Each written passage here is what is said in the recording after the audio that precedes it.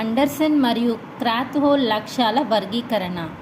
విద్యారంగం అభివృద్ధి కోసం ముఖ్యంగా విద్యా లక్ష్యాలను వివరించిన వారిలో బెంజమిన్ ఎస్ బ్లూమ్స్ ఒకరు. 1956లో విద్యా లక్ష్యాల వర్గీకరణకు కావలసిన అనేక అంశాలను పరిశీలించి చర్చించి మానవ అభ్యసన రంగాలను 3 వర్గాలుగా విభజించారు.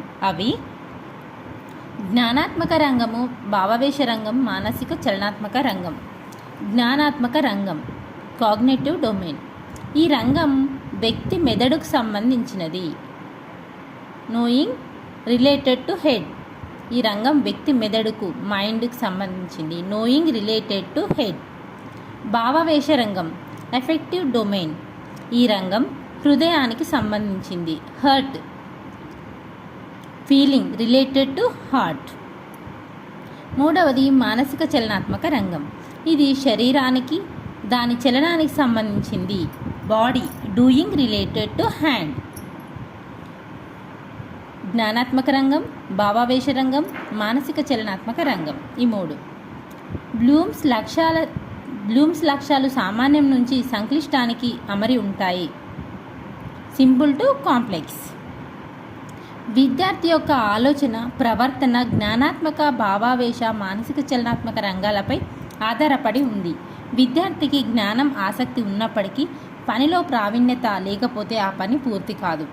కాలక్రమేణా బోధనాభ్యసన ప్రక్రియలో కొత్త ఆలోచనలు మరియు అంతర్దృష్టి ఉద్భవించాయి.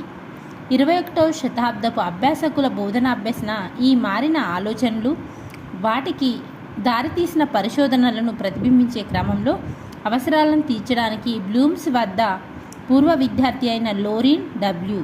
అండర్సన్, బ్లూమ్ పుస్తక సహరచయిత అయిన డేవిడ్ ఆర్. క్రాత్హోల్ కలిసి బ్లూమ్ యొక్క వర్గీకరణ పునశ్చరణ చేయడంలో నిపుణుల బృందానికి నాయకత్వం వహించారు. వీటి ఫలితాలను ఒక పుస్తక రూపంలో 2001లో ప్రచురించారు. ఏ taxonomy for learning, teaching and assessing. A revision of Bloom's taxonomy of educational objectives. New York, Elin bacon. Revised Bloom's taxonomy మరియు బ్లూమ్స్ టాక్సానమీ ఒకేలాగా ఉన్నప్పటికీ ఇంకా ముఖ్యమైన మార్పులు ఉన్నాయి.